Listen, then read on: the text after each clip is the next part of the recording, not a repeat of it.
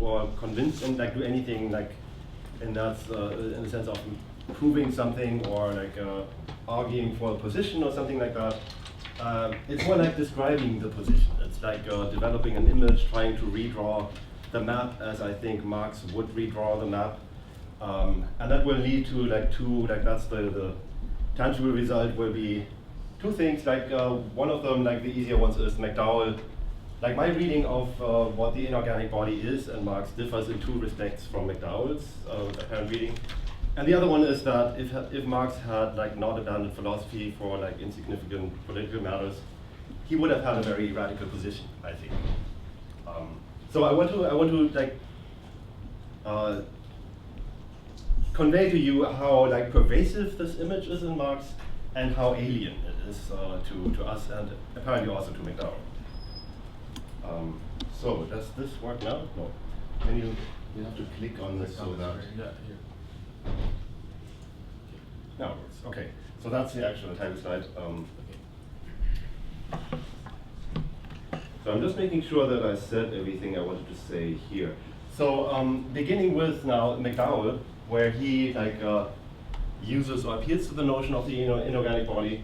I'm sure that you know everything that I'm going to highlight. I'm just going through it anyway to remind people. So this is McDowell is trying to McDowell is explaining the notion of conceptual powers. They are conceived of as like powers of individual people for doing things. So they are like they're attached to individuals. I have my power, you have your power. They are not as such shared. He wants to explain those conceptual powers as a part of nature by appealing to this notion of second nature. He takes like some inspiration from Gadamer, apparently avoiding Heidegger, who also might have been taken. And then, like, because Gadamer's picture might give the impression that the second nature is only kind of a like something theoretical, something speculative, and not sufficiently practical, he appeals to Marx as a counterweight, saying that in Marx we see the practical version of that. Yeah, so that's basically what the context is. We want to understand the spontaneity, which is self-critical, active engagement of conceptual capacities. We appeal to that, to a notion by using this notion of second nature to like complement Kant's picture. And in order to turn that more practical, McDowell then quotes this bit here: the whole of nature is the inorganic body of man for Marx. I highlighted here that McDowell says without alienation. That's one of the points, maybe a minor point. I think for Marx, the whole of nature is the inorganic body of man with or without alienation. It's not, and it doesn't have much to do with alienation. Of course, in the course of history, man appropriates more and more of nature, and therefore the inorganic body grows somehow.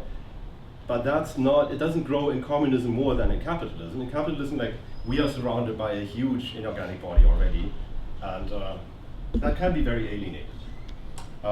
Okay, so, but that will come out clearer when I turn now to the source and Marx. So this is now part of like me motivating the idea that, or telling you that it's very pervasive in Marx. Where it comes up and where also McDowell finds it is in the 1844 Paris manuscripts, the section on alienated labor. There the context is, of course, like Marx goes through these different aspects of alienation.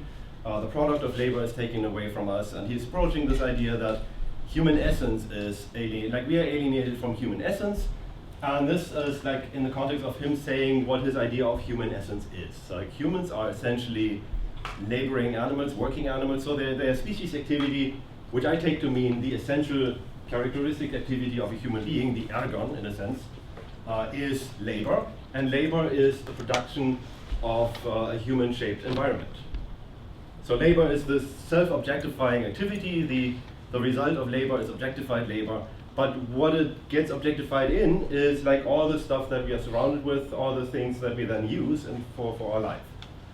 So that's at least like the primary function of labor. Of course, like then it kind of take all other kinds of shapes. But the inorganic body is here thought of as the the normal result, the natural result of the essential activity of human beings. That's why I think that humans have an inorganic body with or without alienation.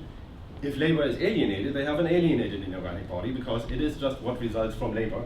But if labor then is emancipated, or human essence is emancipated, they will have a different version, or they will relate to the inorganic body in a different way. So what's in this quote here? What's remarkable is that Marx begins motivating the idea of the inorganic body that comes up here by beginning with actually like something that is much closer to McDowell or Gadamer, by talking about theory. Marx's idea is that to comprehend the world is somehow like amounts to making things digestible and palatable to us, and then ingesting them, I suppose. The image here seems to divide into two parts. Like we make nature digestible by bringing it under a concept, or by comprehending it, by theorizing it, and then that is this is the step by which we make it digestible, and then implicitly, like in the second step, we then can actually digest it, and that would be actually make it part of ingest it and make it part of our mind. So there is in the background this idea maybe of an extended mind before Marx introduces the extended body. So just as we in theory make nature comprehensible in order to then comprehend it, Marx says just as we do that, so also in the realm of practice, we constitute a part of human life, and that is a different description of the same as we turn nature, which is, I suppose, raw brute nature at some point, into processed nature, into not comprehensible nature, but into workable nature, into nature that can then provide means of life, the material object and instruments of life, of his life activity. And life activity is again labor, production.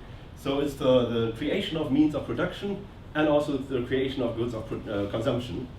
That's what this making of the inorganic body amounts here to.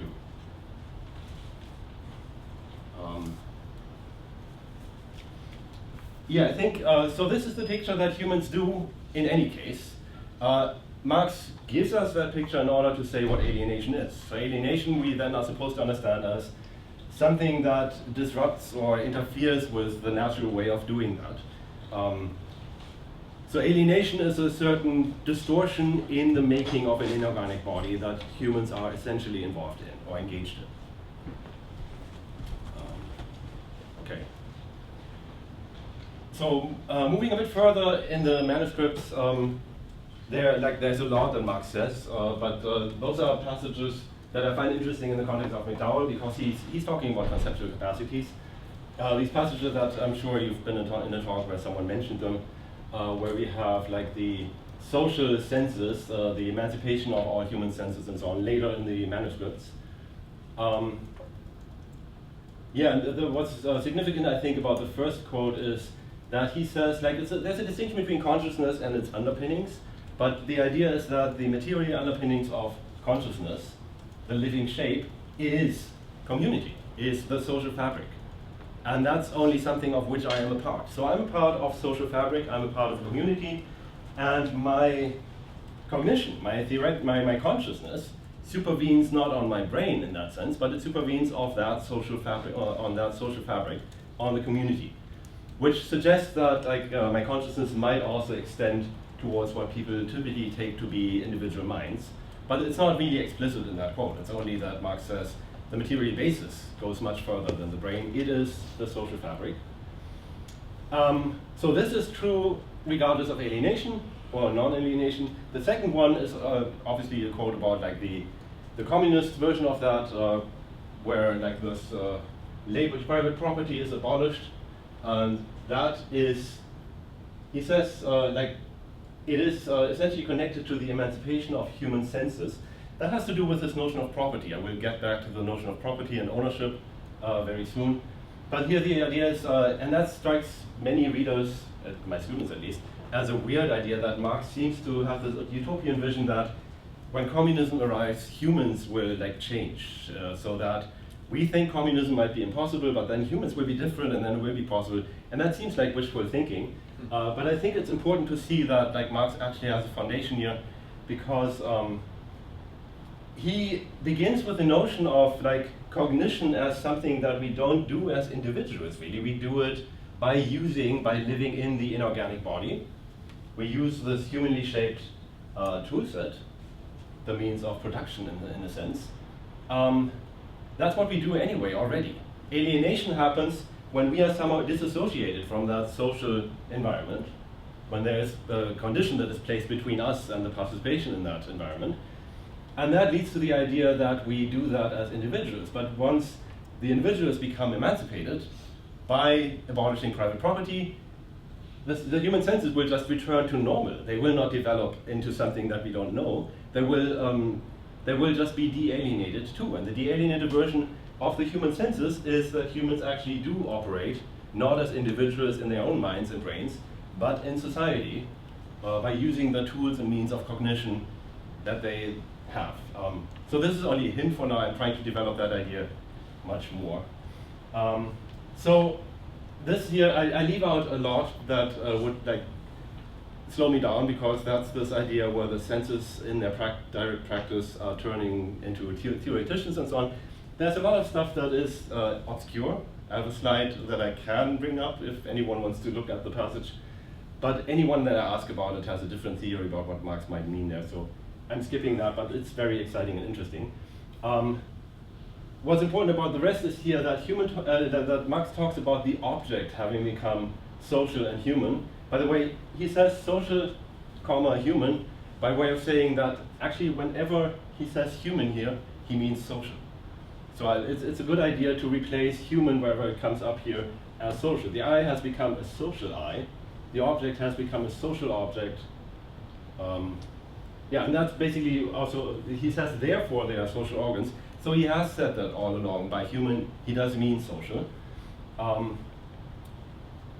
And he talks about the object, but he begins by saying the eye has become a human eye, just as its object has become social, and an object made by man for man and so on. If you turn that around, the eye is of course a metaphor for like the means of cognition in general. So the means of cognition that we rely on in comprehending and cognizing the world are social by implication, and they are made by man for man in this emancipation scenario. So in that sense, social organs develop in the form of society. So people will, as a matter of fact, they will not use only their own sense organs. They will use society in order to cognize. It's not that we grow an extra set of organs. It's basically like what we all do now. We all use our phones in order to figure out what's true, in order to store information and so on. This is really like an extended mind idea again. The social organ is not an organ that I grow that makes me a social being. It's an organ that society develops for me, so that I can use it in the same way in which I use my eye for seeing things. I can now use a camera, eyeglasses, telescopes, and so on for seeing. So it's basically that simple. The social organs are socially produced tools for cognition. One comment maybe about the senses. So it's here the human senses become emancipated. Senses has a very general meaning because Marx will later also talk about the practical senses such as love and so on. I take sense to be all kinds of like interacting, connecting, with the environment. So we do that by using our normal senses, but yeah, it has this much more general sense. So I would translate sense here as either a way of participating, or a means of access, or a means for participation in the social human-made environment, and maybe also in the rest of nature. Okay.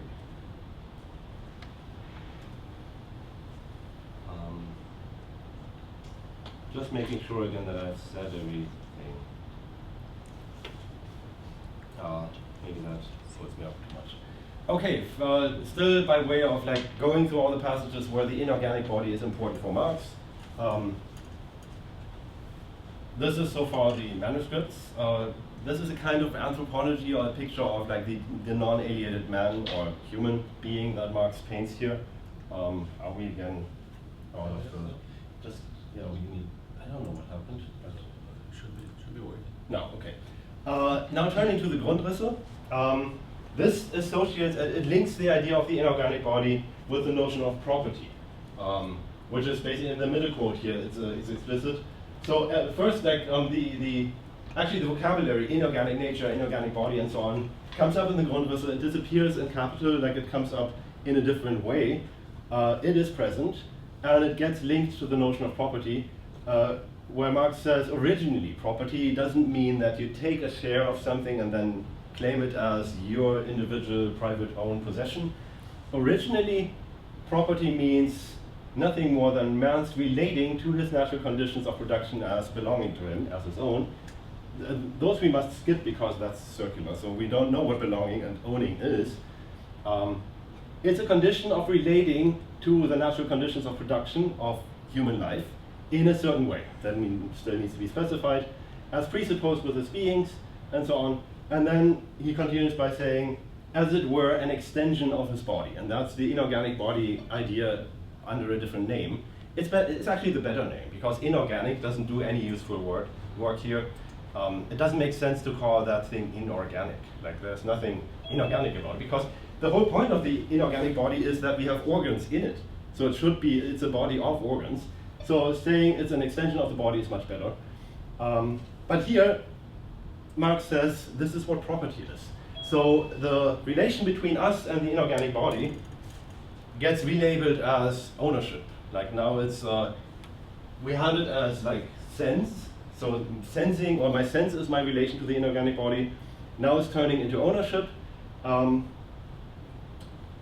Yeah, and that's, I think, like, what's happening here is that Marx turns away from like a kind of psychology and so on. He turns towards economy, but he sees the exact same things under a different name. So the problem that we are alienated, no,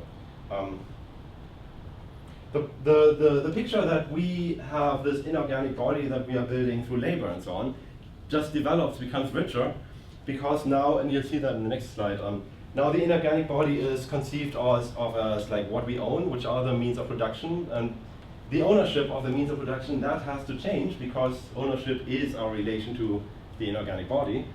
And also what happens in the inorganic body will turn into economy, basically. So in a sense, everything that Marx ever cared about can be put in this image. It is an image for alienation initially. It's also just an image for what political economy is. Political economy is a theory of what happens in the inorganic body of humankind.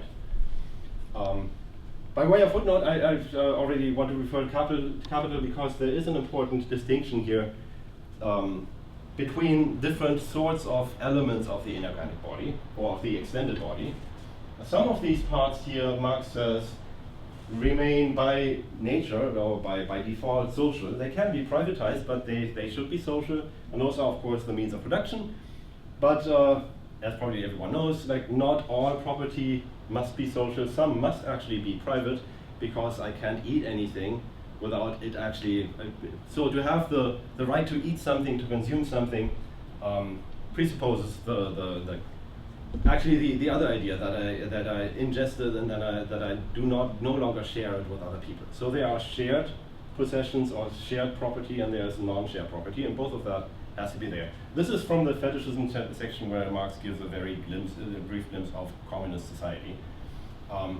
So the inorganic body will contain two kinds of owned things, the shared things and the things that are consumed. Okay, I've said by way of anticipation a lot about this already. This is how the inorganic body comes up in capital. It comes up in a modified form, and I keep clicking on this to point, but the point is. So this formulation here is like Marx seems to scale back a lot of his ambition that I've just identified. It looks like I annex something to my own body. Like, that's more like growing a second skin or something. That's not a social environment. It's like an extension of my body, which is not automatically also an extension of your body. So the idea is toned down, but I think this is only like just, he doesn't want to overwhelm the reader. Like, it's the idea of annexing something to my body and like using that as an extension is just easier to grasp. It's not a change in doctrine. what happens here is that Marx combines the idea of an inorganic body with the very important notion of labor and of exchange. And this is something that doesn't come up in the English, in the collected works translation, because they seem to want to avoid the word metabolism. But Marx likes the idea of metabolism. I think mainly because metabolism is something that happens in our organic body. It's the act of taking in stuff, transforming stuff, expelling stuff, moving stuff from to different places within the organism. And the same thing happens in the inorganic body. The inorganic body, like like stuff gets into the inorganic body, it gets transformed, it gets like moved around and so on. And labor is the activity of making stuff part of the inorganic body, and also of transforming it. And exchange and everything else that happens like in the economy is the activity of moving it around. So the idea that all of that is social metabolism is basically linked to the idea that the social fabric is a kind of body, like in which this bodily function or the quasi-bodily function happens. So I think it's very much, the idea is still present, but under the name now of social metabolism. Okay, so as a picture, so we have those individual human beings. In a way, like this is maybe misleading, but in a way, like to build this inorganic body is to make a home for humans, as also McDowell puts it. So they establish this human-made environment. It's basically also what Aristotle talks about when he talks about the oikos. And Aristotle, interestingly, talks about ownership in that relation. Ownership for Aristotle is the relation of the people in a household to what else is in the household. So anyway, but this is like my picture for the inorganic body. It's like the stuff that humans create in order to pre-digest food, to pre-process stuff. So humans can't just go somewhere and eat. They have to cook things in order to eat, and they have to produce things like means of production in order to cook things and so on. That happens in the inorganic body. That's why humans need it. So there are these means of production, like when we bake something in order to then eat it. They are part of the inorganic body. They are the means of consumption. They have to be treated differently, like taken from the fetishism section. By extension, but in Marx actually earlier, there are the means by which we pre-process cognitive input, by which we like make, in theory, nature appellatable. This is just one instance where like something that like makes us see more things, like the internet or something like that. And like I think talking about or thinking about conceptual capacities, and that's like my tentative addition, there might also be simply such things as concepts in the inorganic body. The concept of square root or something like that. It's a thing that is out there that I can misunderstand and that I have to learn how to use, and if I use it and you use it, we are kind of using the same thing. So in a way, it might be possible, and it might be worth trying to understand concepts as like parts of that inorganic body. How am I doing time-wise? I have 2 minutes left? No, 5 or something. Yeah, I think so. Okay, I hope it will be fine. So now, this is something like maybe an unexpected turn because it will be about Plato. And usually people would oppose McDowell in a certain sense against Platonism, rampant Platonism, and certainly Marx against Plato. But I find it fascinating that if you look at Plato's theory of forms, Plato is trying to very abstractly solve the same problem that Marx also has with the inorganic body. Maybe I should approach that a bit. So the alienated version of the inorganic body is a version where everyone tries to grab their individual share of it, and no one wants to share it with anyone else. So I have my means of production, my means of consumption, and so on. You have yours, and sharing is conceived to be a problem. The emancipated communist version of the inorganic body would be one where my means of production and also my means of cognition are the extensions of my body, but at the same time, the extensions of everyone else's body. So our extended bodies, they merge, they overlap. Like my body is in that sense actually really your body. It's not that I have my appendages and you have your appendages.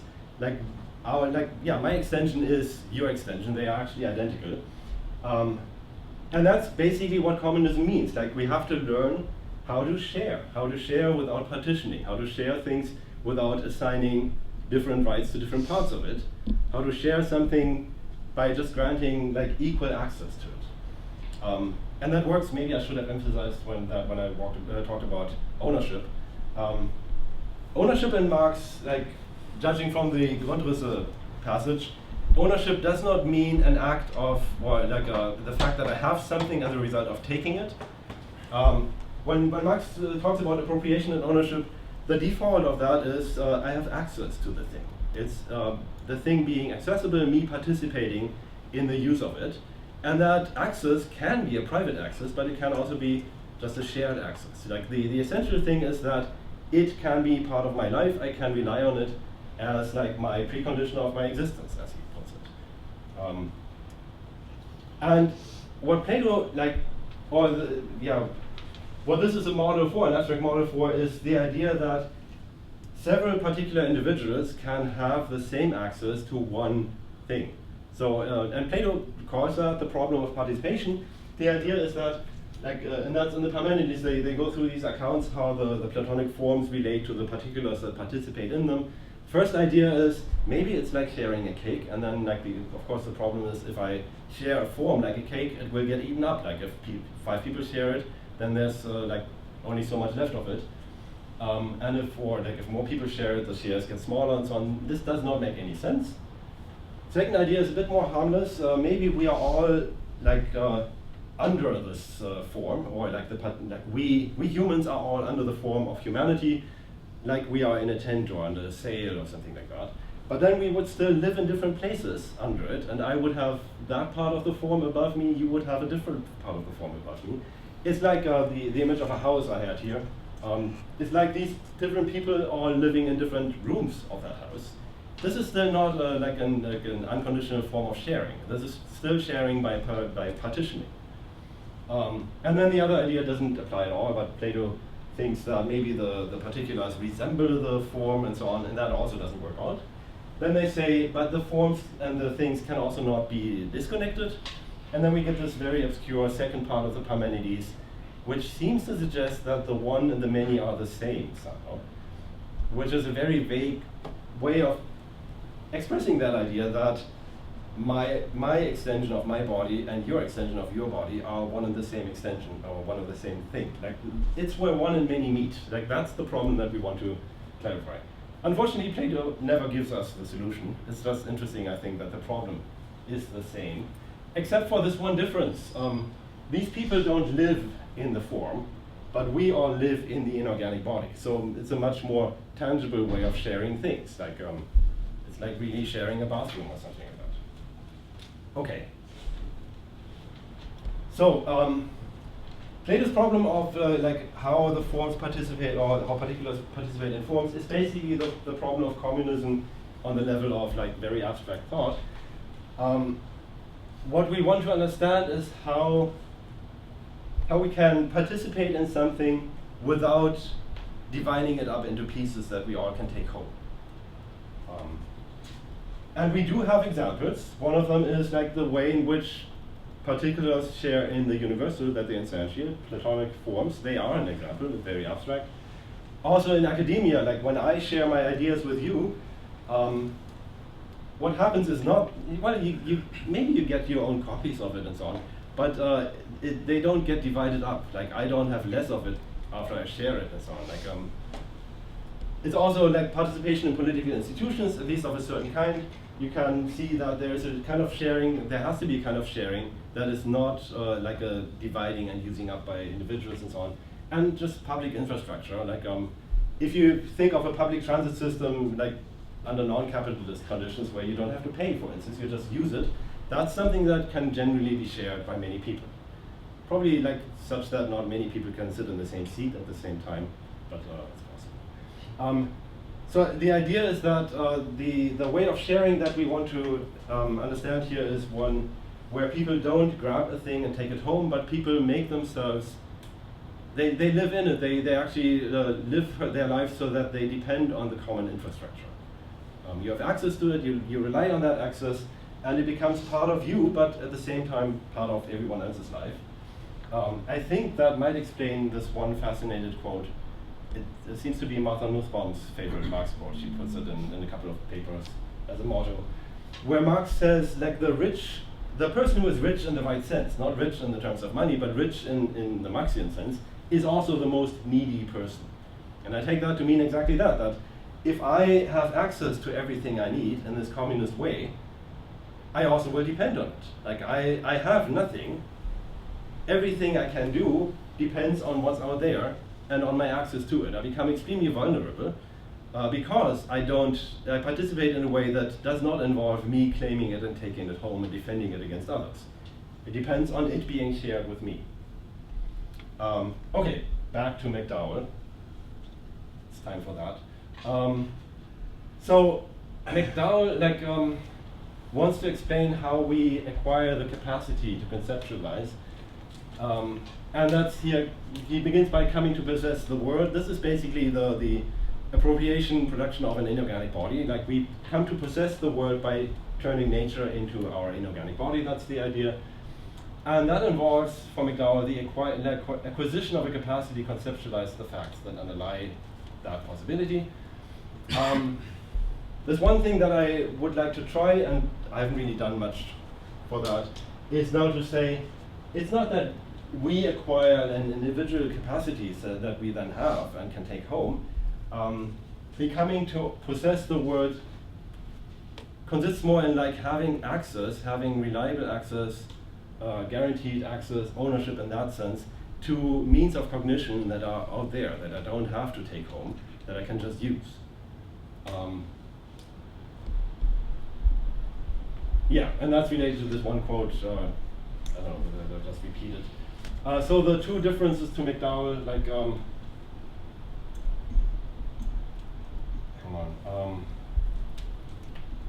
yeah, there's one important difference between McDowell and Marx, I think, here.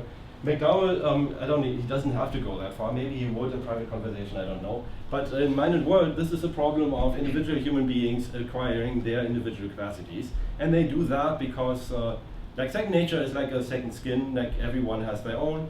And it is possible because they live in a society. That's the story. And I think Marx tends much more towards the idea that developing a second nature means actually opening up oneself to like depending on things out there, and that's a different way of becoming social and different way of conceiving of like cognition as something socially constituted. Okay, that's it, and I hope I learned a lot from the discussion now because all of that is still in progress.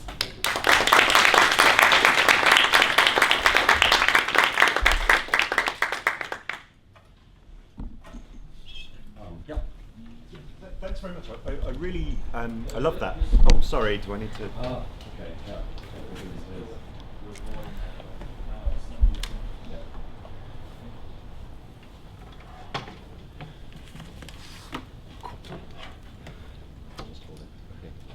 Yeah, thank you. I really enjoyed that. I wanted to just, so I love the idea of concepts being part of the inorganic body, and I wanted to suggest one way that we might think about that I've been interested in. So, of course, in one way it sounds kind of weird to say that concepts are part of an inorganic body, because we quite naturally think of concepts as something slightly ethereal.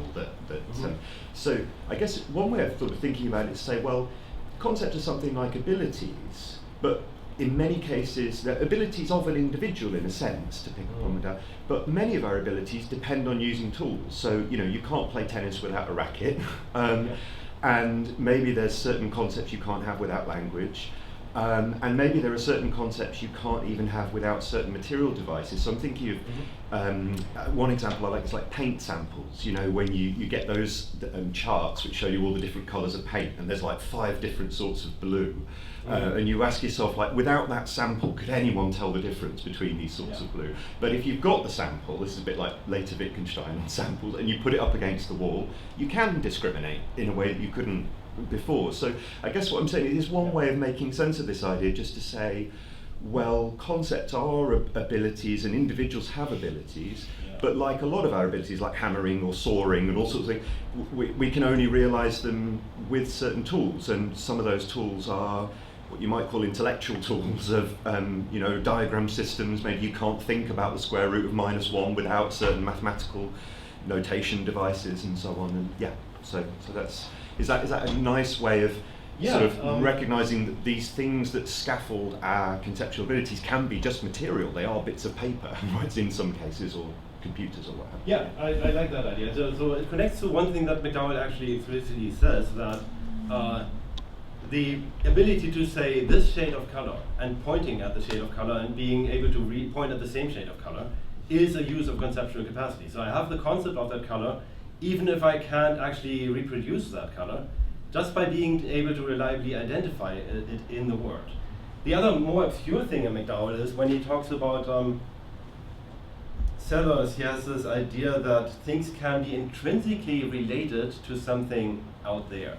Like my capacity, I'm not even sure how to formulate that, but this is the weird tension between him saying, no, it's in the thing, it's intrinsic, and also it's a relational thing, which actually means it consists in it being related to something beyond it. But the idea is really like, or it makes sense if I can extend the realm of the intrinsic, so that what's intrinsic to me is that covers what's out there in the world. So I am actually reaching, like I'm extending my mind, so that my relation to the object, this shade, for instance, is an exercise. All of that is an exercise of my conceptual powers, because they don't have to be in my brain. You wanted to say something?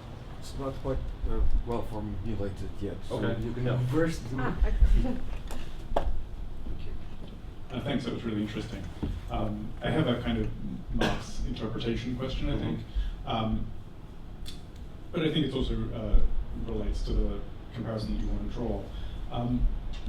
So I feel like the EPM account of alienation, which is very much like there's this nature which is great, and then we F it up, and now we have to get back to it, is gone by the time you get to capital. But there's still an account of alienation there, and now it's historical, is that there's pre-capitalist economics, and we're not really concerned with that, we're talking about capitalist economics, economic systems. That starts with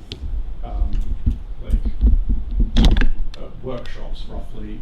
After workshops, you get machinery. After machinery, you get factories. And at each step, there's an increase in alienation at the same time that there's an increase in socialization.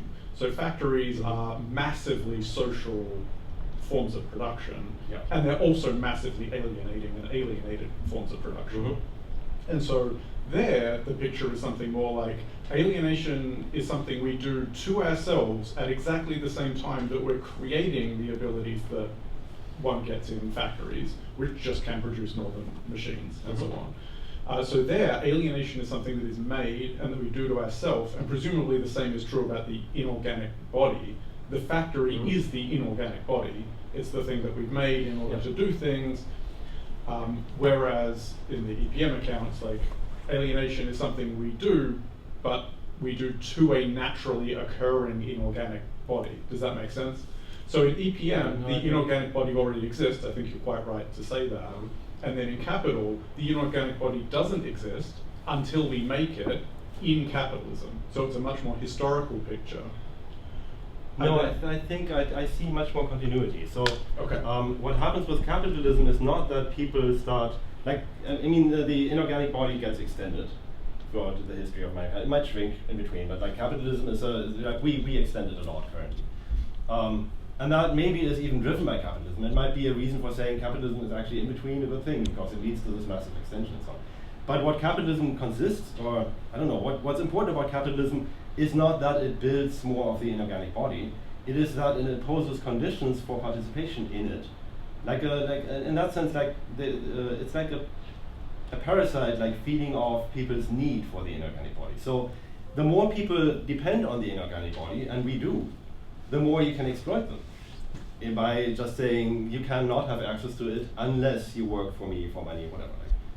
And that's like one of the main driving forces that makes capitalism possible, and it's called private property. Like, Yeah, I think I agree with that. I think my point is really more it makes a difference whether we are making the inorganic body or whether the inorganic body exists already in all times and places. And I think for McDowell, it exists in all times and places in the same way. It's Aristotelian. It's literally a part of human nature.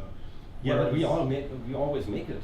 So, like my version, maybe there's reason for disagreeing, but my version is really humans are essentially laboring animals. They always have been. That's their nature. Labor is the activity of producing an inorganic body. So they have done that all the time, and the existence of the inorganic body always was due to labor. So always due to a making. Yes, it's too much in the weeds now, I think. Well, I'll pass this on. You're before me, I think. Don't worry. Yeah.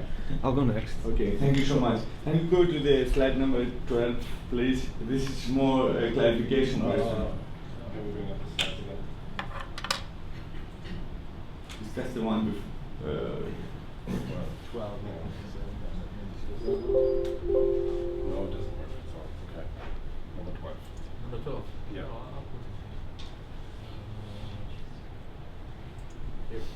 It seems that you contrast McDowell's account with Marx's account, and it seems that you're implying that McDowell's account is more individualistic in one sense, but individual acquired. But it seems to me that he says that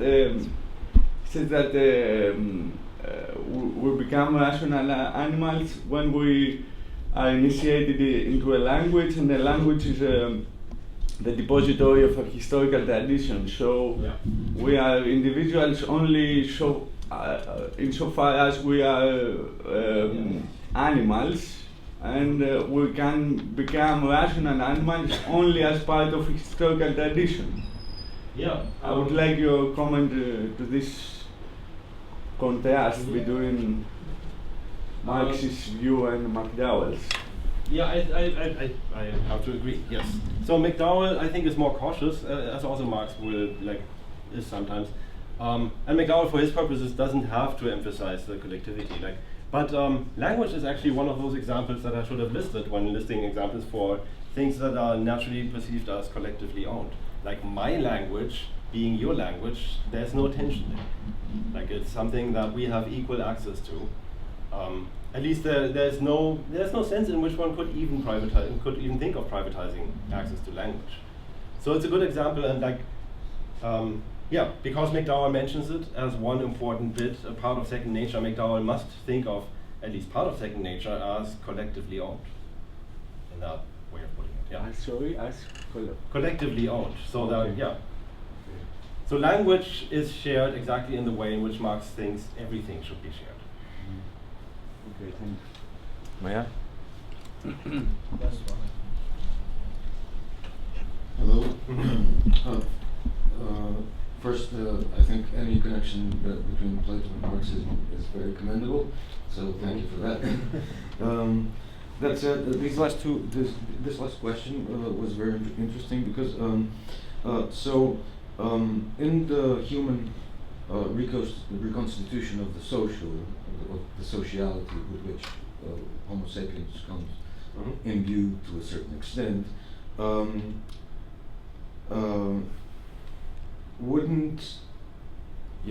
these are my cards. Wouldn't the inorganic body occur in this transmission that occurs, for example, between language? So wouldn't the inorganic body be created here instead of preceding? I'm not sure I understand the idea, but that is my idea. The inorganic body, humans are such that humans are the only animals that engage in what Marx calls labor. Like other animals have, they produce things, but it's not called labor and so on. And labor is distinguished in a sense by being, I think the distinguishing mark should be labeled social, and then you have to talk more about what that means. But humans produce socially, animals in a sense don't. And that has to do with the difference between a beehive and the inorganic body. So the inorganic body is meant as a result of social productivity, which is what Marx calls labor. Okay, just a quick follow-up question then. Do you think ownership still makes sense when it is collective? Because in this transmission, should we still be talking about ownership? Yeah, in the sense in which I have my language and there is such a thing as my bus stop and so on, like that very like open notion of ownership. Macpherson puts it like there is private ownership, which is the ability to exclude others, and there's collective ownership, which is the protection against exclusion by others. And that notion of ownership, I think we can still apply. Like that's called access. Like I have access if I cannot be excluded by others from using a certain thing. That's participation. Like ownership in the sense of participation and access is the thing that Marx is actually fighting for. Yeah. Thank you. We might have a time issue. I have time. Otherwise. Just a quick clarification, and it also relates to the contrast you made with McDowell and individuality and shared. And maybe it was the way you said it, but you said in communism, my means of production is also your extension, your appendages. And then you use the word identical, they are identical. And that's where I had a bit of a problem, because I was thinking of a lovely metaphor that Brandon uses about dialogue, because if you're talking about concepts as part of this, he talks about, he says when you're having a dialogue, it's not like you're trying to be like soldiers in marching the same identically, you're dancing, so you're coordinating your action to the other person who's got different kinds of actions and different kind of movements, and the sharing is that coordination. So it respects the spontaneity of each individual.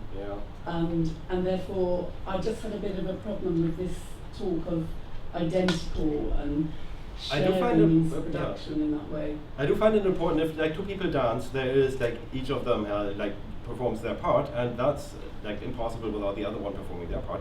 But there's also the dance, that both of them dance. And that's one dance, and it's identical. Like the dance I dance with you is the dance that you dance with me. And that, like there, I would then also, identity is tricky because people think of numerical identity, and it's not a matter of numbers. That's also what Plato would immediately say. Like forms shouldn't be counted. Like, but still, it's the same. It sounded form. a bit like though there's a telescope and we both have identical relationship to it, kind of thing. And I was just trying to bring in, which I think is coming from McDowell's spontaneity, the concern with personhood and individuality, and therefore I didn't quite see it as a antagonistic to collective idea in communism. It might be a friendly amendment to McDowell what Marx, like my Marx does, And there's a lot more to be said about preserving individuality, like that's I underemphasize that. Okay, thank you.